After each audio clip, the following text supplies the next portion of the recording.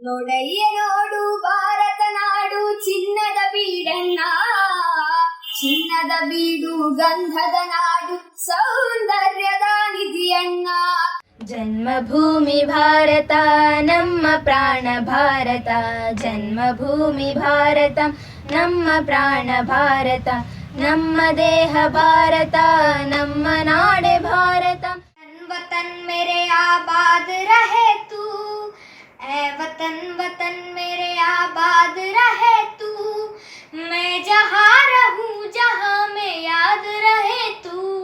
ಮಂದಿರವೆಂದರೆ ಮಂದಿರವೋ ಭಾರತ ಒಂದೇ ಮಂದಿರವೋ, ಶ್ರದ್ಧಾ ಏಕತ ಕೇಂದ್ರವಿದು. ಎಚ್ಚರವಾಗಿ ಮೆರೆಯುವುದೆಂದು ಜ್ವಲಂತ ರಾಷ್ಟ್ರ ಮಹಾನ್, ನನ್ನೀ ದೇಶ ಮಹಾನ್. वैष्णव जन तो तेने कहिए जे, पीड़ पराए जाने रे. ಈ ರೀತಿ ದೇಶಾಭಿಮಾನದ ಹಾಡು ನೀವು ಹಾಡಬಲ್ಲಿರಾ? ಹಾಗಿದ್ದರೆ ನನ್ನ ದೇಶ ನನ್ನ ಹಾಡು ಕಾರ್ಯಕ್ರಮದಲ್ಲಿ ನೀವು ಹಾಡಬಹುದು. SLV ಚಾನಲ್ ಆಗಸ್ಟ್ 15ರಂದು ಆಚರಿಸುತ್ತಿರುವ ಸ್ವಾತಂತ್ರ್ಯೋತ್ಸವದಲ್ಲಿ ನೀವು ಅಲ್ಲಿಂದಲೇ ಭಾಗವಹಿಸಬಹುದು. ನೀವು ಮಾಡಬೇಕಾಗಿರೋದಿಷ್ಟೇ, ನಿಮ್ಮ ಮೆಚ್ಚಿನ ದೇಶಭಕ್ತಿ ಗೀತೆಯನ್ನು ನೀವು ಹಾಡಿ ಅದನ್ನು ನಿಮ್ಮ ಮೊಬೈಲ್ ಕ್ಯಾಮ್ರಾದಲ್ಲಿ ವಿಡಿಯೋ ಮಾಡಿ ನಮಗೆ ಕಳಿಸಿಕೊಡಿ. ಆಗಸ್ಟ್ 15ರಂದು ಪ್ರಸಾರವಾಗುವ ನನ್ನ ದೇಶ ನನ್ನ ಹಾಡು ಕಾರ್ಯಕ್ರಮದಲ್ಲಿ ನೀವು ಹಾಡಿರುವ ಹಾಡನ್ನು ನಾವು ಅಷ್ಟೇ ಅಭಿಮಾನದಿಂದ ಪ್ರಸಾರ ಮಾಡುತ್ತೇವೆ. ಈ ಕಾರ್ಯಕ್ರಮದಲ್ಲಿ ಭಾಗವಹಿಸಲು ಯಾವುದೇ ವಯಸ್ಸಿನ ನಿರ್ಬಂಧವಿಲ್ಲ. ನಿಮ್ಮ ವಯಸ್ಸಿಗಿಂತಲೂ ನಿಮ್ಮ ದೇಶಾಭಿಮಾನ ದೊಡ್ಡದು ನಮಗೆ.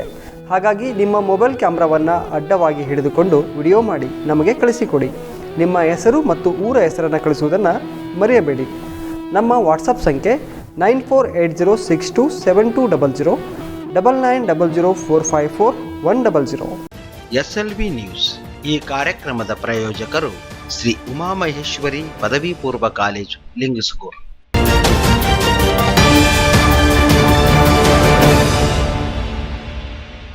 ನಮಸ್ಕಾರ, SLV ನ್ಯೂಸ್ಗೆ ಸ್ವಾಗತ. ಮುಖ್ಯಾಂಶಗಳು: 18 ಕೋಟಿ ವೆಚ್ಚದಲ್ಲಿ ಕಡದರಗಡ್ಡಿ ಗೋನ್ವಾಟ್ಲಾ ಸೇತುವೆ ನಿರ್ಮಾಣ, ಸಂಸದ ಅಮರೇಶ್ವರ್ ನಾಯಕ್ ಭರವಸೆ. ರಸಗೊಬ್ಬರ ಕೃತಕ ಅಭಾವ ಸೃಷ್ಟಿಸುವ ಅಂಗಡಿಗಳ ಲೈಸೆನ್ಸ್ ರದ್ದುಗೊಳಿಸಿ ಅಧಿಕಾರಿಗಳಿಗೆ ಸೂಚನೆ ನೀಡಿದ ಶಾಸಕ ಹುಲಿಗೇರಿ. ವೇತನ ನೀಡುವಂತೆ ಬಿಸಿಯೂಟ ನೌಕರರಿಂದ ಲಿಂಗಸೂರಿನಲ್ಲಿ ಧರಣಿ. ನರೇಗಾದಲ್ಲಿ 200 ದಿನಗಳ ಕೆಲಸ ನೀಡಲು ಕೂಲಿಕಾರರ ಸಂಘ ಆಗ್ರಹ. ಮತ್ತು ರೈತರೊಂದಿಗೆ ಕಿರಿಯ ಅಭಿಯಂತರರ ಅಸಭ್ಯ ವರ್ತನೆ, ಎಇಇಗೆ ಮುತ್ತಿಗೆ ಹಾಕಿದ ರೈತರು. ವಾರ್ತೆಗಳ ವಿವರ. ಲಿಂಗಸ್ಕೂರು ತಾಲೂಕಿನ ಕಡದರಗಡ್ಡಿ ಗೋನವಾಟ್ಲಾ ಸೇತುವೆ ನಿರ್ಮಾಣಕ್ಕಾಗಿ 18 ಕೋಟಿ ರೂಪಾಯಿ ಅನುದಾನ ಒದಗಿಸುವಂತೆ ಸಿಎಂ ಅವರಿಗೆ ಪತ್ರ ಬರೆಯಲಾಗಿತ್ತು. ಅವರು ಕೂಡ ಸಕಾರಾತ್ಮಕವಾಗಿ ಸ್ಪಂದಿಸಿದ್ದಾರೆ ಎಂದು ಲೋಕಸಭಾ ಸದಸ್ಯರಾದ ರಾಜಾ ಅಮರೇಶ್ವರ್ ನಾಯಕ್ ರವರು ಭರವಸೆ ನೀಡಿದ್ದಾರೆ. ಲಿಂಗಸ್ಕೂರು ತಾಲೂಕಿನ ನದಿ ತೀರದ ಗ್ರಾಮಗಳಿಗೆ ಮಂಗಳವಾರ ಭೇಟಿ ನೀಡಿದ ನಂತರ ಪಟ್ಟಣದ ಪ್ರವಾಸಿ ಮಂದಿರದಲ್ಲಿ ಸುದ್ದಿಗಾರರೊಂದಿಗೆ ಮಾತನಾಡಿದ ಅವರು, ಕೃಷ್ಣಾ ನದಿಯಲ್ಲಿ 1.80 ಲಕ್ಷ ಕ್ಯೂಸೆಕ್ ನೀರು ಹರಿಬಿಡಲಾಗುತ್ತಿದೆ. ಸೀಲಹಳ್ಳಿ ಸೇತುವೆ ಮುಳುಗಡೆಯಾಗಲಿದೆ. ಈ ಹಿನ್ನೆಲೆಯಲ್ಲಿ ಕಡದರಗಡ್ಡಿ ಗೋನವಾಟ್ಲಾ ಸೇತುವೆ ನಿರ್ಮಾಣಕ್ಕಾಗಿ 18 ಕೋಟಿ ರೂಪಾಯಿ ಅನುದಾನ ಒದಗಿಸುವಂತೆ ಸಿಎಂ ಅವರಿಗೆ ಪತ್ರ ಬರೆಯಲಾಗಿತ್ತು. ಇದಕ್ಕೆ ಕ್ರಮ ಕೈಗೊಳ್ಳುವಂತೆ ಕೆಆರ್ಡಿಸಿಗೆ ಮುಖ್ಯಮಂತ್ರಿಗಳು ಪತ್ರ ಬರೆದಿದ್ದಾರೆ. ಅದರಂತೆ ಮಂಗಳವಾರ ಸ್ಥಳ ಪರಿಶೀಲನೆ ಮಾಡಿ ಶೀಘ್ರವೇ ಸೇತುವೆ ನಿರ್ಮಾಣಕ್ಕಾಗಿ ಕ್ರಮ ಕೈಗೊಳ್ಳಲಾಗುವುದು ಎಂದರು. ನಡುಗಡ್ಡೆಗಳಾದ ಕರಕಲಗಡ್ಡಿ, ಮಾದರಗಡ್ಡಿ, ಹೊಂಕಮ್ಮನ ಗಡ್ಡಿಗಳು ಸಂಪೂರ್ಣವಾಗಿ ಸ್ಥಳಾಂತರಿಸಲು ಅವರಿಗೆ ಬೇಕಾದ ವಸತಿ ಹಾಗೂ ಭೂಮಿ ಒದಗಿಸುವ ಬಗ್ಗೆ ಕಂದಾಯ ಇಲಾಖೆ ಕಾರ್ಯದರ್ಶಿ ಹಾಗೂ ಕಂದಾಯ ಸಚಿವರೊಂದಿಗೆ ಮಾತನಾಡುತ್ತೇವೆ. ಮೇಲಾಗಿ ಬಸವಸಾಗರ ಜಲಾಶಯದಿಂದ ಹರಿಯುವ ನೀರಿನಿಂದ ಪ್ರವಾಹ ಉಂಟಾಗುತ್ತಿರುವ ಹಿನ್ನೆಲೆಯಲ್ಲಿ KBJNLನಿಂದ ಪ್ರವಾಹ ಪೀಡಿತರಿಗೆ ಏನಾದರೂ ಯೋಜನೆಗಳು ಇದ್ದರೆ ಅವುಗಳನ್ನು ಬಳಕೆ ಮಾಡಿಕೊಳ್ಳಲಾಗುವುದು ಎಂದರು. ಸಹಾಯಕ ಆಯುಕ್ತ ರಾಜಶೇಖರ್ ಡಂಬಳ್, ತಹಸೀಲ್ದಾರ್ ಚಾಮರಾಜ್ ಪಾಟೀಲ್, ಮುಖಂಡರಾದ ರಾಜಾ ಶ್ರೀನಿವಾಸ್ ನಾಯ್ಕ್, ಬಿಜೆಪಿ ಮಂಡಳ ಅಧ್ಯಕ್ಷ ವೀರೇಂದ್ರಗೌಡ ಲೆಕ್ಕಿಹಾಳ್, ಜಗನ್ನಾಥ್ ಕುಲಕರ್ಣಿ, ಪಿಡ್ಡಪ್ಪ ನಾಯ್ಕ್ ಸೇರಿದಂತೆ ಅನೇಕರು ಇದ್ದರು. ಅವರು ಕಳೆದ ವರ್ಷ ನಾವು ಬಂದು ಚಾರ್ಜ್ ತಗೊಂಡಾಗ ಕೆಲವೊಂದು ಸ್ಟ್ರೈಕ್ ಮಾಡಿದರು. ನಮ್ಮ ಗಮನಕ್ಕೆ ಬಂದ ತಕ್ಷಣ ನಾವು ಅದ್ರ ಬಗ್ಗೆ ಸಂಪೂರ್ಣ ಕೆಳಗಡೆ ಮಟ್ಟದಿಂದ ವಿಚಾರಣೆ ಮಾಡಿದಾಗ ಸಮಿತಿ ರಚನೆ ಆಗಿಲ್ಲ ಅನ್ನೋದು ತಿಳ್ಕೊಂಡು ಪ್ರಕಾರ ಗ್ರಾಮ ಮಟ್ಟದ ಅರಣ್ಯ ಸಮಿತಿಯನ್ನು ನಾವು ರಚನೆ ಮಾಡಿ ಮತ್ತು ಉಪವಿಭಾಗ ಮಟ್ಟದ ಸಮಿತಿಯನ್ನು ಪುನರ್ರಚನೆ ಮಾಡಿ ಅವರಿಗೆ ತಿಳುವಳಿಕೆ ಕೊಟ್ಟು ಅರ್ಜಿಗಳನ್ನೆಲ್ಲ ಸಂಗ್ರಹಣೆ ಮಾಡಿ ಆ ಪ್ರಕಾರ ಇವತ್ತು ಗುಂಪುಗೋಳ ಪಂಚಾಯತಿಗೆ 54 ಅರ್ಜಿಗಳು ಬಂದಾವೆ. ಇದರಲ್ಲಿ ಪರಿಶಿಷ್ಟ ಪಂಗಡದವರು 24 ಜನ ಅದಾರ. ಉಳಿದೆಲ್ಲ ಇತರೆ ಬರ್ತದೆ. ಆಮೇಲೆ ಗುರುಗುಂಟಕ್ಕೆ 31 ಅರ್ಜಿಗಳು ಬಂದ. ಈ ಅರ್ಜಿಗಳು ವಿಚಾರಣೆ ಹಂತದಲ್ಲಿ ಗ್ರಾಮ ಮಟ್ಟದ ಪ್ರತಿಯೊಂದು ಗ್ರಾಮ ಪಂಚಾಯತಿಗೂ ಗ್ರಾಮ ಮಟ್ಟದ ಅರಣ್ಯ ಸಮಿತಿ ಇದೆ. ಮೊದಲು ಅವರು ಇದನ್ನು ಪರಿಶೀಲನೆ ಮಾಡಿ ಅರ್ಹ ಇದ್ದಲ್ಲಿ ಶಿಫಾರಸು ಮಾಡ್ತಾರೆ. ಉಪವಿಭಾಗದ ಮಟ್ಟದ ಸಮಿತಿ ಅರ್ಹ ಇದ್ದಿಲ್ಲರೂ ಅಲ್ಲೇ ಅದನ್ನು ರಿಜೆಕ್ಟ್ ಮಾಡಿ ವಾಪಸ್ ಕೊಡುವಂಥ. ಜಿಲ್ಲೆಯಲ್ಲಿ ಇಂದು ಮತ್ತೆ 202 ಜನರಲ್ಲಿ ಕೊರೋನಾ ಸೋಂಕು ಪತ್ತೆಯಾಗಿದ್ದು, ಸೋಂಕಿಗೆ 2 ಮೃತಪಟ್ಟಿರುತ್ತಾರೆ. ರಾಯಚೂರಿನಲ್ಲಿ 91, ಲಿಂಗಸ್ಕೂರಿನಲ್ಲಿ 42, ಮಾನ್ವಿಯಲ್ಲಿ 32, ಸಿಂಧನೂರಿನಲ್ಲಿ 31, ದೇವದುರ್ಗದಲ್ಲಿ 6 ಜನರಲ್ಲಿ ಸೋಂಕು ಪತ್ತೆಯಾಗಿರುತ್ತದೆ. ಜಿಲ್ಲೆಯಲ್ಲಿ ಕೊರೋನಾ ಸೋಂಕಿನಿಂದ ಇಲ್ಲಿಯವರೆಗೂ 44 ಜನ ಮೃತಪಟ್ಟಿರುತ್ತಾರೆ.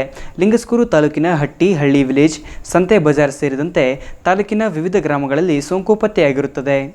ಲಿಂಗಸ್ಕೂರು ತಾಲೂಕಿನಲ್ಲಿ ರಸಗೊಬ್ಬರ ಕೃತಕ ಅಭಾವ ಸೃಷ್ಟಿಸಿ ರೈತರಿಗೆ ಅನಗತ್ಯ ತೊಂದರೆ ನೀಡುತ್ತಿರುವ ರಸಗೊಬ್ಬರ ಅಂಗಡಿಯನ್ನು ಬಂದ್ ಮಾಡಿ ಅಂತಹವರ ಲೈಸೆನ್ಸನ್ನು ರದ್ದು ಮಾಡುವಂತೆ ಶಾಸಕ ಡಿಎಸ್ ಹುಲಿಗೇರಿ ಅವರು ಕೃಷಿ ಅಧಿಕಾರಿಗಳಿಗೆ ಎಚ್ಚರಿಕೆ ನೀಡಿದರು.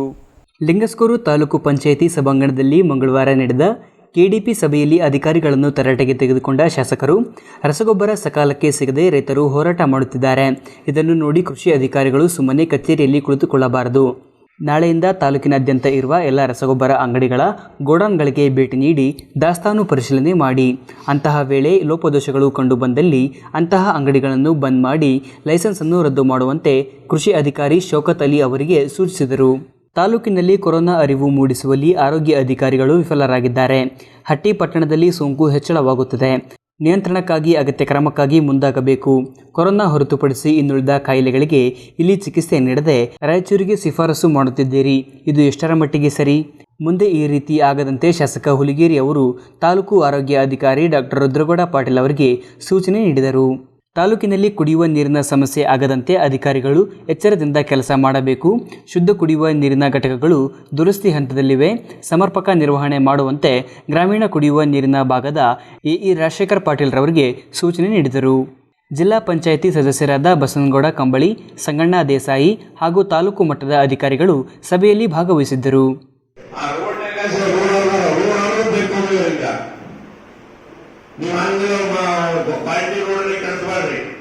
ಮಾಡಕ್ಕಾಗಲ್ಲ. ಪರ್ಮಿಷನ್ ಅಲ್ಲ, ಪರ್ಮಿಷನ್ ತಗೊಂಡ್ರೆ ಒಳ್ಳೆ ಮಾಡಿಲ್ಲ.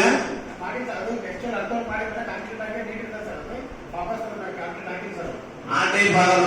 ಒಂದೇ ರೂಲಿಂಗ್ ಒಂದು ಆ ಸ್ಪೆಸಿಫಿಕೇಶನ್ ಪ್ರಕಾರ ಆಗಲ್ಲ. ಮತ್ತೆ ಸಿದ್ದಾಪುರ ನೋಡ್ಬೇಕು. ನೀವು ಆ ಕೆರೆಯಲ್ಲಿ ಬಂದು ಕೈಮಣಿಗೆ ಬರ್ತಾವೆ.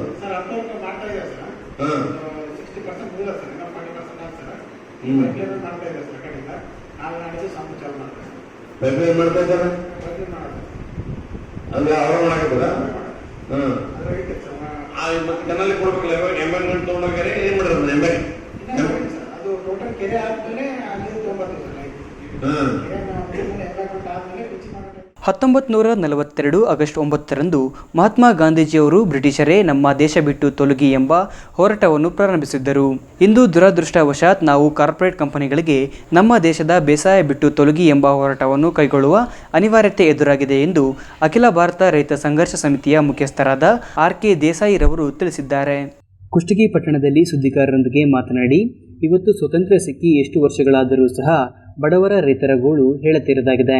ಇಂತಹ ಸಂದರ್ಭದಲ್ಲಿ ನಮ್ಮ ದೇಶದ ಪ್ರಧಾನಮಂತ್ರಿಗಳಾದ ನರೇಂದ್ರ ಮೋದಿಯವರು ಕಾರ್ಪೊರೇಟ್ ಕಂಪನಿಗಳಿಗೆ ಲಾಭವಾಗುವ ರೀತಿಯಲ್ಲಿ ಹಲವಾರು ಕಾನೂನುಗಳಿಗೆ ತಿದ್ದುಪಡಿ ತರುತ್ತಿರುವುದು ನಿಜಕ್ಕೂ ದುರದೃಷ್ಟಕರ ಸಂಗತಿ ಆಗಿದೆ ಎಂದರು. ರೈತರಿಗೆ ಸಂಬಂಧಿಸಿದಂತೆ ಹೇಳುವುದಾದರೆ ಭೂ ಸುಧಾರಣೆ ಕಾಯ್ದೆ ತಿದ್ದುಪಡಿ, ಎಪಿಎಂಸಿ ತಿದ್ದುಪಡಿ ಕಾಯ್ದೆ, ಅವಶ್ಯಕ ವಸ್ತುಗಳ ಕಾಯ್ದೆ, ಕಾರ್ಮಿಕ ಕಾಯ್ದೆ ಹೀಗೆ ಹಲವಾರು ವಿದೇಶಿ ಕಂಪನಿಗಳಿಗೆ ಅನುಕೂಲವಾಗುವಂತೆ ತಿದ್ದುಪಡಿ ಮಾಡಿದ್ದಾರೆ ಎಂದು ಆರೋಪಿಸಿದರು. ಕೊರೋನಾದಂತಹ ಸಂಕಷ್ಟಕರ ಸಂದರ್ಭದಲ್ಲಿ ಪಾರ್ಲಿಮೆಂಟನ್ನು ವಿಶ್ವಾಸಕ್ಕೆ ತೆಗೆದುಕೊಳ್ಳದೆ ಚರ್ಚೆ ಮಾಡದೆ ಕಾನೂನುಗಳಿಗೆ ತಿದ್ದುಪಡಿ ಮಾಡುತ್ತಿರುವುದು ತಪ್ಪು ಎಂದರು.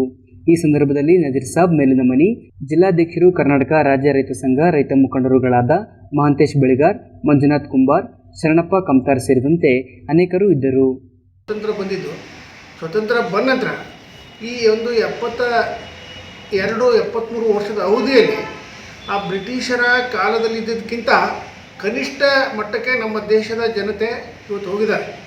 ಅದರ ಭಾಗವಾಗಿ ಇಡೀ ದೇಶದಲ್ಲಿ 50% ಇರ್ತಕ್ಕಂಥ ರೈತರು ಇವತ್ತು ಬಹಳ ಸಂಕಷ್ಟದ ಸಮಯದಲ್ಲಿ ಇದ್ದಾರೆ. ಯಾವ ಈ ದೇಶವನ್ನು ಲೂಟಿ ತಡಿಬೇಕು ಅಂತೇಳಿ ಹೋರಾಟ ನಡೆದಿತ್ತೋ, ದುರ್ದೈವಶಾತ್ ಇವತ್ತಿನ ದಿವಸ ನಮ್ಮ ರಾಷ್ಟ್ರದ ಪ್ರಧಾನಿಗಳು ನರೇಂದ್ರ ಮೋದಿಯವರು ಇವತ್ತೇ ವಿದೇಶಿಗರನ್ನ ರತ್ನಗಂಬಳಿ ಹಾಸಿ ಕರೀತಕ್ಕಂಥದ್ದು ನಡೆದಿದೆ.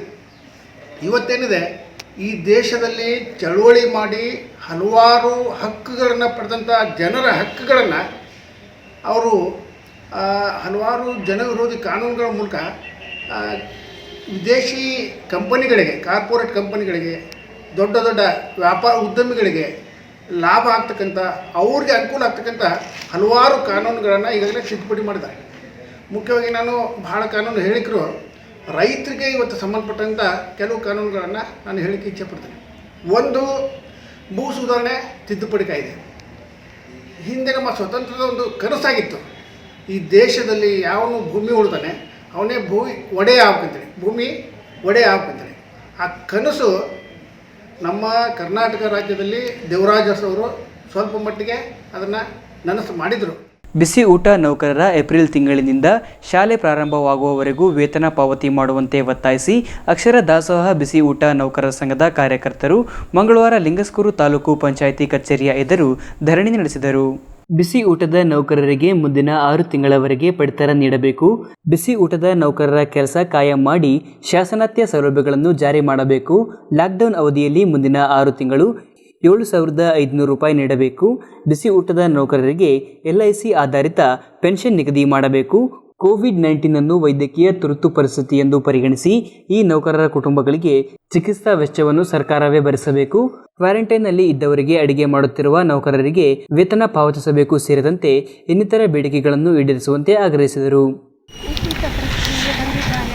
ಆದರೆ ದೇಶದಲ್ಲಿ ರಾಜ್ಯದಲ್ಲಿ ಕೋವಿಡ್-19 ಹರಡಿರುವಿಕೆಯನ್ನು ತಡೆಗಟ್ಟಲು ಸಂಪೂರ್ಣವಾಗಿ ಶಾಲೆಗಳನ್ನು ಮುಚ್ಚಲಾಗಿದೆ. ಸರ್ಕಾರವು ಶಾಲಾ ಫಲಾನುಭವಿಗಳಾದ ಮಕ್ಕಳಿಗೆ ಮಧ್ಯಾಹ್ನದ ಯೋಜನೆಯನ್ನು ಸಂಘದ ಗೌರವಾಧ್ಯಕ್ಷ ಮೊಹಮ್ಮದ್ ಅನೀಫ್, ನಾಗರತ್ನ, ಲಕ್ಷ್ಮಿ, ಅರುಣ, ಗಂಗಮ್ಮ ಸೇರಿದಂತೆ ಅನೇಕರು ಇದ್ದರು. ವಿಜಯಪುರ ಜಿಲ್ಲೆಯ ಸಿಂದಗಿ ತಾಲೂಕಿನ ಬನ್ನಿಹಟ್ಟಿ ಗ್ರಾಮದಲ್ಲಿ ಇಬ್ಬರು ಪ್ರೇಮಿಗಳು ದಾರುಣವಾಗಿ ಸಾವನ್ನಪ್ಪಿದ ಘಟನೆ ನಡೆದಿದೆ. ಬನ್ನಿಹಟ್ಟಿ ಗ್ರಾಮದ 19 ವರ್ಷದ ಶಿವಕುಮಾರ್ ಚೌಧರಿ ಹಾಗೂ 13 ವರ್ಷದ ಶಬಾನಾ ಮುಜಾವರ್ ಸಾವನ್ನಪ್ಪಿದ ಪ್ರೇಮಿಗಳಾಗಿದ್ದಾರೆ. ಶಿವಕುಮಾರ್ ಹಾಗೂ ಶಬಾನಾ ಕಳೆದ ಕೆಲ ತಿಂಗಳಿಂದ ಪರಸ್ಪರ ಪ್ರೀತಿಸುತ್ತಿದ್ದರು. ಇಬ್ಬರು ಬೇರೆ ಬೇರೆ ಧರ್ಮಕ್ಕೆ ಸೇರಿದವರಾಗಿದ್ದರಿಂದ ತಮ್ಮ ಪ್ರೀತಿಯ ವಿಷಯ ಮನೆಯಲ್ಲಿ ಹೇಳಿರಲಿಲ್ಲ. ತಡರಾತ್ರಿ ಶಬಾನಾ ಅವರ ಮನೆಯ ಬಳಿ ಬಂದು ಶಿವಕುಮಾರ್ ಆಕೆಯ ಜೊತೆ ಮಾತನಾಡುತ್ತಾ ನಿಂತಿದ್ದ. ಇದನ್ನು ನೋಡಿದ ಶಬಾನಾ ಅವರ ಅಜ್ಜ ಇಬ್ಬರಿಗೂ ಕೆನ್ನೆಗೆ 2 ಏಟು ಕೊಟ್ಟು ಮನೆಗೆ ಕಳುಹಿಸಿದ್ದಾರೆ. ಹೆದರಿದ ಶಬಾನಾ ಹಾಗೂ ಶಿವಕುಮಾರ್ ಬೆಳಗ್ಗೆ ಈ ವಿಷಯ ಊರಲ್ಲಿ ಗೊತ್ತಾದರೆ ತೊಂದರೆ ಆಗುತ್ತದೆ ಅನ್ನೋ ಭಯದಿಂದ ರಾತ್ರೋರಾತ್ರಿ ಮನೆಯಿಂದ ಓಡಿ ಹೋಗಿ ಸಾವಿಗೆ ಶರಣಾಗಿದ್ದಾರೆ. ನಮಸ್ಕಾರ. ಇಲ್ಲಿ ಆಗಿರೋ ಘಟನೆ ಅಂದ್ರೆ ನಮ್ಮ ಅಳಿಯ ಮತ್ತು ಮುಸ್ಲಿಂ ಪೈಕಿ ಹುಡುಗಿ ಇಬ್ಬರು ಲವ್ ಮಾಡೋದ್ರಿಂದ ಮನೆಯಲ್ಲಿ ಎಲ್ಲ ಯಾರಿಗೂ ಇನ್ಫಾರ್ಮೇಷನ್ ಇರಲಿಲ್ಲ, ಏನೂ ಇರಲಿಲ್ಲ. ಆಕಸ್ಮಿಕವಾಗಿ ಬಂದು ಹಿಂಗೆಲ್ಲ ನೈಟೆಲ್ಲ ಅವ್ರ ಮನೆ ಕಡೆ ಹೋಗಿ ಹುಡುಗ ಹೋಗಿ ಈ ಥರ ಮಾಡೋ ಸಲುವಾಗಿ ಹುಡುಗ ಇಬ್ಬರು ಕೂಡಿ ಈ ತೋಟದ ಹತ್ರ ಬಂದು ಈ ಬಾವಿಯಲ್ಲಿ ಕೂತು ಡಿಸ್ಕಷನ್ ಮಾಡಿದ್ದಾರೆ. ಸ್ವಲ್ಪ ನಾವು ಅವ್ರಿಗೋಸ್ಕರ ಭಯ, ಅದು ಮನೆಗೆ ಯಾರಿಗೆ ಭಯ ಇರಲಿಲ್ಲ ಅಂದ್ರೆ ಅವರು ನಾವು ಹೆಂಗೆ ಬದುಕೋದು ಹೆಂಗಂತ ಅವ್ರಿಗೋಸ್ಕರ ಭಯ ಆಗಿ ತಾವಾಗೆ ಬಿದ್ದು ಆತ್ಮಹತ್ಯೆ ಮಾಡ್ಕೊಂಡಿದ್ದಾರೆ ಸರ್. ಇಲ್ಲಿ ಈ ವಿಚಾರ ಗೊತ್ತಿರಲ್ಲ ನಿಮ್ಗೆ? ಈ ವಿಚಾರ ಯಾರಿಗೂ ಗೊತ್ತಿಲ್ಲ ಸರ್, ನಮ್ಗೆ ಯಾರಿಗೂ ಗೊತ್ತಿಲ್ಲ, ತಿಳಿಸಿರಲಿಲ್ಲ. ಸೊ ಹಾಗಾಗಿ ಇದು ನಮ್ಗೆ ಏನಾದ್ರು ಗೊತ್ತಿದ್ರೆ ನಾವೇನಾದ್ರು ಒಂದು ಮಾಡೋ ಪ್ಲಾನ್ ಮಾಡ್ತಿದ್ವು. ನಮಗೂ ಅವ್ರಿಗೇನು ಅಷ್ಟೊಂದು ಇದು ಇರಲಿಲ್ಲ. ಸೊ ಊರು ಅಷ್ಟು ಒಳ್ಳೆಯದು, ಊರಲ್ಲಿ ಏನಂತ ಕೆಟ್ಟ ಜನ ಅಂತ ಏನಿರಲಿಲ್ಲ. ಅಂತ ಸುಮಾರು ಘಟನೆಗಳಾದರೂ ಅಲ್ಲೆಲ್ಲ ಊರಲ್ಲಿ ಡಿಸ್ಕಷನ್ ಮಾಡಿ ಒಂದು ಮಾಡಿದ್ರೆ ಹೊರತಾಗಿ ಈ ಥರ ಬೇರೆ ಪರ್ಸನ್ ಅಂತ ಮಾಡಿದ್ದು ಯಾವುದೂ ಆಗಿಲ್ಲ ನಮ್ಮಲ್ಲಿ. ಹಾಗೆ ನಾವು ಅದೇ ತೀರ್ಮಾನವಿದ್ದೆವು. ಬೆಳಗ್ಗೆ ಈ ಥರ ಹೋಗ್ಯಾರನು ಗೊತ್ತಾದರೆ ನಾವು ಏನೋ ಹೋಲ್ಬಿಡು ಪರವಾಗಿ ಎಲ್ಲ ಒಂದು ಕಡೆ ಚೆನ್ನಾಗಿರಲಿ ಅಂದ್ಕೊಂಡಿದ್ದೆವು. ಸೊ ಬಂದು ಇಲ್ಲಿ ನೋಡಿದ್ರೆ ಚಪ್ಪಲಿ ಆಮೇಲೆ ಮೊಬೈಲು ಹುಡುಗಿ ವೇಲು ಬಾವಿ ಡಿಬ್ಬಿ ಹತ್ರ ಇದ್ದಿದ್ದರಿಂದ ನಮಗೆ ಗೊತ್ತೈತಿ ಈ ಬಾವಿಯಲ್ಲಿ ಬಿದ್ದಿದ್ದರನು ಸಂದೇಹ ಬಂದು ಆಮೇಲೆ 2 ಜನರೇಟರ್ ತೊಗೊಂಬಂದು ನೀರೆಲ್ಲ ಖಾಲಿ ಮಾಡಿಸಿ ಆಮೇಲೆ ಒಂದು ಬಾಡಿನ ಆಚೆ ತೆಗೆದ್ಮೇಲೆ ಸೊ ಮತ್ತೆ ಏನೋ ಅನುಮಾನ ಹೆಚ್ಚಾಗ್ಬಿಡ್ತು. ಹುಡುಗ ಏನೋ ದಬ್ಬುಗೇನಂತ ಹೆಚ್ಚಾಯಿತು. ತಿರ್ಗಾ ಅದೇ ಹುಡುಗನು ಅಲ್ಲೇ ಬಿದ್ದರಿಂದಾಗಿ ಅವರು ಜೋಡಿ ಪ್ರಾಣ ಹೋಗಿದ್ದಂತ ನಮ್ಗೆ ಕನ್ಫರ್ಮ್ ಆಯ್ತು ಸರ್. ವಯಸ್ಸಲ್ಲದ ವಯಸ್ಸಿನಲ್ಲಿ ಪ್ರೀತಿ ಪ್ರೇಮ ಅಂತೆಲ್ಲ ಆಸೆ ಹೊತ್ತು ಸಾವಿನ ಮನೆ ಸೇರಿದ್ದಾರೆ. ಕುಟುಂಬಸ್ಥರು ಕಣ್ಣೀರಿನಲ್ಲಿ ಕೈ ತೊಳೆಯುವಂತಾಗಿದೆ. ಸದ್ಯ ಈ ಕುರಿತು ದೇವರ ಹಿಪ್ಪರಗಿ ಪೊಲೀಸ್ ಠಾಣೆಯಲ್ಲಿ ಪ್ರಕರಣ ದಾಖಲಾಗಿದೆ. ಬಾಳಿ ಬದುಕಬೇಕಾಗಿದ್ದ 2 ಜೀವಗಳು ಪ್ರೀತಿಯ ಹಿಂದೆ ಬಿದ್ದು ದಾರುಣ ಅಂತ್ಯ ಕಂಡಿರುವುದು ನಿಜಕ್ಕೂ ದುರಂತವೇ ಸರಿ. ಉದ್ಯೋಗ ಖಾತ್ರಿ ಯೋಜನೆಯ ಅಡಿಯಲ್ಲಿ ಕೂಲಿಕಾರರಿಗೆ ವಾರ್ಷಿಕ 2 ತಿಂಗಳುಗಳ ಕಾಲ ಕೆಲಸ ನೀಡಬೇಕೆಂದು ಆಗ್ರಹಿಸಿ ಪ್ರಾಂತ ಕೃಷಿ ಕೂಲಿಕಾರರ ಸಂಘದ ಲಿಂಗಸ್ಕೂರು ಮುಖಂಡರು ಸಹಾಯಕ ಆಯುಕ್ತರಿಗೆ ಮನವಿ ಸಲ್ಲಿಸಿದರು. ನರೇಗಾದ ಅಡಿಯಲ್ಲಿ ಒಂದು ದಿನಕ್ಕೆ 600 ರೂಪಾಯಿ ಕೂಲಿ ನೀಡಬೇಕು. ಕೇಂದ್ರ ಸರ್ಕಾರ ಹೊರಡಿಸಿರುವ ರೈತ ವಿರೋಧಿ ಸುಗ್ರೀವಾಜ್ಞೆಯನ್ನು ವಾಪಸ್ಸು ಪಡೆಯಬೇಕು. ಕೋವಿಡ್ ಸಮರ್ಪಕವಾಗಿ ನಿರ್ವಹಣೆ ಮಾಡಬೇಕು. ಕೆಲಸದಲ್ಲಿ ನಿರತರಾಗಿರುವವರಿಗೆ ಆರ್ಥಿಕ ಸೇವಾ ಭದ್ರತೆಯನ್ನು ನೀಡಬೇಕು. ಕಾರ್ಮಿಕ ಸುಧಾರಣೆ ಕಾನೂನು ವಾಪಸ್ಸು ಪಡೆಯಬೇಕು. ಕೊರೋನಾ ಬಿಕ್ಕಟ್ಟಿನ ಅವಧಿಯ ಉದ್ದಕ್ಕೂ ಎಲ್ಲ ಕುಟುಂಬದ ಸದಸ್ಯನಿಗೂ ಮಾಸಿಕ ಆಹಾರ ಪಡಿತರ ವಿತರಣೆ ಮಾಡಬೇಕು ಹಾಗೂ ಇನ್ನಿತರ ಬೇಡಿಕೆಗಳನ್ನು ಈಡೇರಿಸಬೇಕು ಎಂದು ಆಗ್ರಹಿಸಿದರು.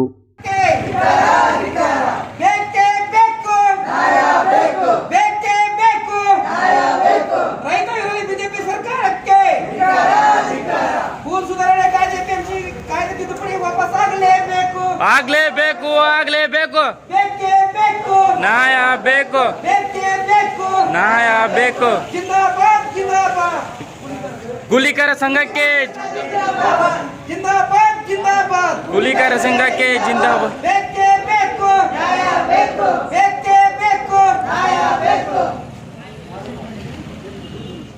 ಸಂಘದ ತಾಲೂಕು ಅಧ್ಯಕ್ಷ ಮಲ್ಲೇಶ್ ಮ್ಯಾಗೇರಿ, ಮಂಜುನಾಥ್ ರಾಠೋಡ್, ರವಿ ಜಾಧವ್, ರಾಜು ರಾಠೋಡ್, ಅವಿನಾಶ್ ರಾಠೋಡ್ ಸೇರಿದಂತೆ ಅನೇಕರು ಇದ್ದರು. ಕುಷ್ಟಗಿ ತಾಲೂಕಿನಲ್ಲಿ ಕೊರೋನಾ ಪ್ರಕರಣಕ್ಕೆ ಸಂಬಂಧಿಸಿದಂತೆ ಈಗಾಗಲೇ 146 ಮಂದಿಯನ್ನು ಡಿಸ್ಚಾರ್ಜ್ ಮಾಡಲಾಗಿದೆ. ಸುಮಾರು 61 ಜನರಿಗೆ ಹೋಮ್ ಐಸೋಲೇಷನ್ ಮಾಡಲಾಗಿದೆ. 43 ಜನರನ್ನು ತಳಕಲ್, ಗಂಗಾವತಿ ಮತ್ತು ಕೊಪ್ಪಳದ ಆಸ್ಪತ್ರೆಗೆ ಹೆಚ್ಚಿನ ಚಿಕಿತ್ಸೆಗಾಗಿ ಕಳುಹಿಸಲಾಗಿದೆ ಎಂದು ಕುಷ್ಟಗಿ ತಹಸೀಲ್ದಾರರಾದ ಎಂ ಸಿದ್ದೇಶ್ವರವರು ತಿಳಿಸಿದ್ದಾರೆ.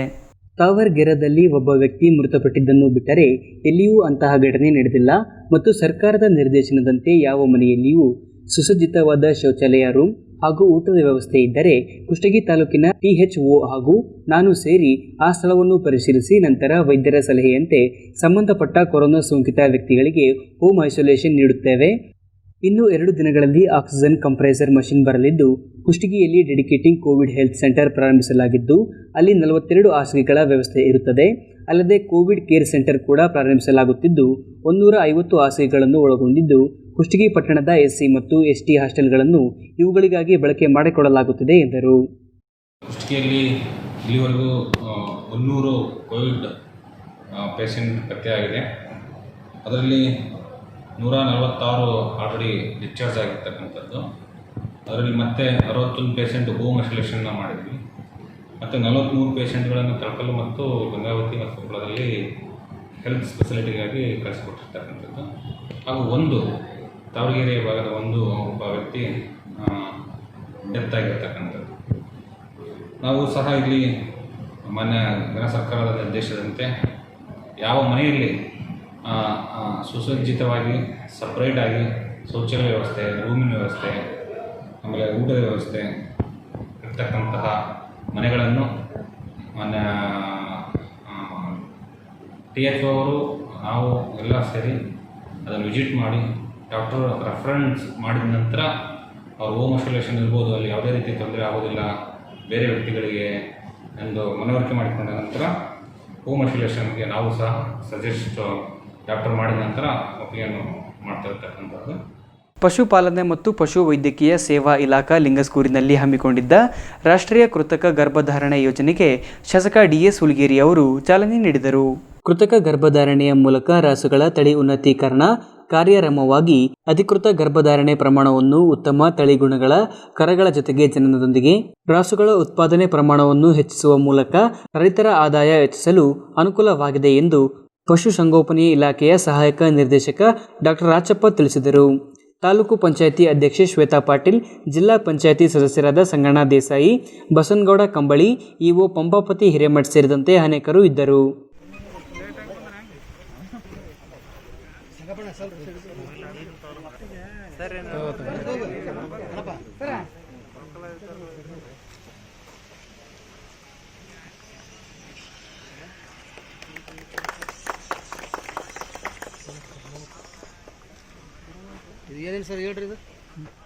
ಲಿಂಗಸ್ಕೂರು ತಾಲೂಕಿನ ರಾಮಪುರ ಯೋಜನೆಯ ವಿತರಣಾ ನಾಲೆ ನಿರ್ವಹಣೆ ಕುರಿತಾಗಿ ರೈತರೊಂದಿಗೆ ಕಿರಿಯ ಅಭಿಯಂತರೊಬ್ಬರು ಅಸಭ್ಯವಾಗಿ ವರ್ತಿಸಿದ್ದರಿಂದ ರೈತರು ಯೋಜನಾ AE ಅವರನ್ನು ಮುತ್ತಿಗೆ ಹಾಕಿ ಆಕ್ರೋಶ ವ್ಯಕ್ತಪಡಿಸಿದ ಘಟನೆ ಸೋಮವಾರ ಲಿಂಗಸ್ಕೂರು ಪಟ್ಟಣದ ಗುಡ್ನಾಳ್ ರಸ್ತೆಯಲ್ಲಿ ನಡೆದಿದೆ.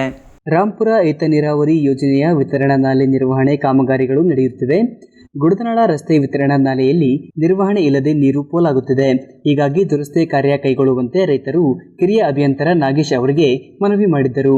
ಆದರೆ ರೈತರಿಗೆ ಅಸಭ್ಯವಾಗಿ ನಿಂದಿಸಿ, ಕಾಮಗಾರಿ ನೀವು ಹೇಳದಂತೆ ಮಾಡಲು ಆಗುವುದಿಲ್ಲ, ನೀವು ಬೇಕಾದರೆ ಜೆಸಿಬಿ ಹಚ್ಚಿಸಿಕೊಂಡು ನಾಲೆಗಳನ್ನು ಸ್ವಚ್ಛಗೊಳಿಸಿ, ನಾವು ನಾಲೆ ದುರಸ್ತಿ ಮಾಡುವುದಿಲ್ಲ ಎಂದು ಮನಬಂದಂತೆ ಏಕವಚನದಲ್ಲಿ ನಿಂದಿಸಿದ್ದರಿಂದ ಆಕ್ರೋಶಗೊಂಡು ಎಇ ವಿದ್ಯಾಧರ ಅವರಿಗೆ ಕರೆ ಮಾಡಿ ಸ್ಥಳಕ್ಕೆ ಬರುವಂತೆ ಒತ್ತಾಯಿಸಿದ್ದರಿಂದ ಎಇ ಅವರು ಸ್ಥಳಕ್ಕೆ ಬಂದು ರೈತರ ಮನವಿ ಆಲಿಸಿ, ಇದೇ ರೈತರೊಬ್ಬರು ನಾರಾಯಣಪುರ ವೃತ್ತದ ಮುಖ್ಯ ಇಂಜಿನಿಯರ್ ರಂಗರಾಮ್ ಅವರಿಗೆ ಕರೆ ಮಾಡಿ ಹಿರಿಯ ಅಭಿಯಂತರು ಮಾಡಿರುವ ಅವಾಂತರದ ಬಗ್ಗೆ ಗಮನಕ್ಕೆ ತಂದಿದ್ದಾರೆ. ರೈತರಿಗೆ ಅವಮಾನವಾಗುವ ರೀತಿಯಲ್ಲಿ ಮಾತನಾಡಿದ್ದು ತಪ್ಪು. ಇಂತಹ ಘಟನೆಗಳನ್ನು ನಾವು ಸಹಿಸುವುದಿಲ್ಲ. ಕೂಡಲೇ ಇಲ್ಲಿಂದ ರಿಲೀವ್ ಮಾಡುವಂತೆ ಎಇ ಅವರಿಗೆ ಸೂಚನೆ ನೀಡಿದರು. ರೈತರಿಗೆ ಅನುಕೂಲವಾಗುವಂತೆ ಕಾಮಗಾರಿ ಮಾಡುವಂತೆ ವಿದ್ಯಾಧರ್ ಅವರಿಗೆ ಸೂಚನೆ ನೀಡಿದರು.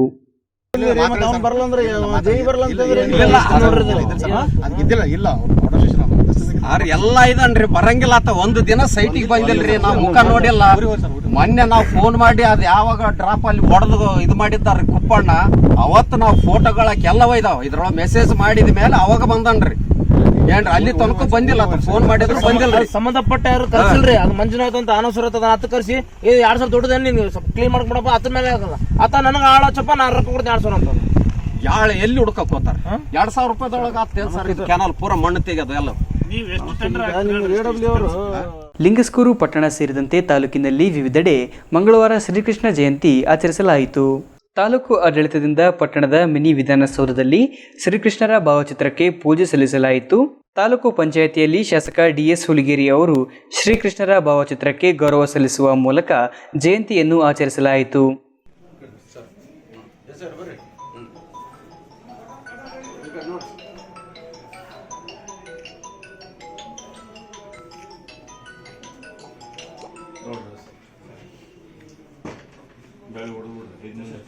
ಯಾದವ ಸಮಾಜದ ಅಧ್ಯಕ್ಷ ಪರಮೇಶ್ ಯಾದವ್, ರಾಮಣ್ಣ ಯಾದವ್, ತಾಲೂಕು ಪಂಚಾಯಿತಿ ಇಒ ಪಂಪಾಪತಿ ಹಿರೇಮಠ್ ಸೇರಿದಂತೆ ಅನೇಕರು ಇದ್ದರು.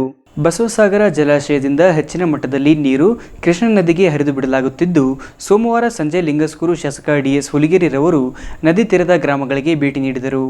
ನದಿ ತೀರದ ಗ್ರಾಮಗಳಾದ ಕಡದರಗಡ್ಡಿ, ಶಿಲಹಳ್ಳಿ, ಯರಗೋಡಿ, ಯಳಗುಂದಿ ಸೇರಿದಂತೆ ಇನ್ನಿತರ ಗ್ರಾಮಗಳಿಗೆ ಭೇಟಿ ನೀಡಿ ಇವತ್ತು ನೀರಿನ ಮಟ್ಟ ಕೊಂಚ ಕಡಿಮೆಯಾಗಿದೆ. ಆದರೆ ಮತ್ತೆ ನೀರಿನ ಮಟ್ಟ ಹೆಚ್ಚಾಗುವ ಸಂಭವ ಇದ್ದುದರಿಂದ ಗ್ರಾಮಸ್ಥರು ತಾವು ತಮ್ಮ ಜಾನುವಾರುಗಳನ್ನು ನದಿಗೆ ಇಳಿಯದಂತೆ ಎಚ್ಚರ ವಹಿಸಬೇಕು. ನದಿ ತೀರದಲ್ಲಿ ಹಾಕಲಾಗಿದ್ದ ಪಂಪ್ಸೆಟ್ಗಳನ್ನು ತೆರವುಗೊಳಿಸುವಂತೆ ಗ್ರಾಮಸ್ಥರಿಗೆ ಸಲಹೆ ನೀಡಲಾಗಿದೆ. ಕಳೆದ ವರ್ಷ ಉಂಟಾಗಿರುವ ಪ್ರವಾಹದ ಹಿನ್ನೆಲೆಯಲ್ಲಿ ಶಿಲಹಳ್ಳಿ ಸೇತುವೆ ಹಾಳಾಗಿತ್ತು. ಅದರ ದುರಸ್ತಿಗೆ 25 ಲಕ್ಷ ರೂಪಾಯಿಗಳ ಅನುದಾನದಲ್ಲಿ ದುರಸ್ತಿ ಮಾಡಲಾಗಿತ್ತು. ಈಗ ಮತ್ತೆ 2.20 ಲಕ್ಷ ಕ್ಯೂಸೆಕ್ ನೀರು ಹರಿಸಿದ್ದರಿಂದ ಸೇತುವೆಗೆ ಧಕ್ಕೆ ಉಂಟಾಗಿದೆ. ದುರಸ್ತಿ ಕಾಮಗಾರಿ ಗುಣಮಟ್ಟದಿಂದ ಆಗಿಲ್ಲ. ಈ ಹಿನ್ನೆಲೆಯಲ್ಲಿ ಮತ್ತೆ ಸೇತುವೆ ಹಾಳಾಗಿದೆ. ಈ ಬಗ್ಗೆ ಅಧಿಕಾರಿಗಳೊಂದಿಗೆ ಚರ್ಚಿಸುವೆ ಎಂದು ಶಾಸಕ ಹುಲಿಗೇರಿ ಹೇಳಿದರು.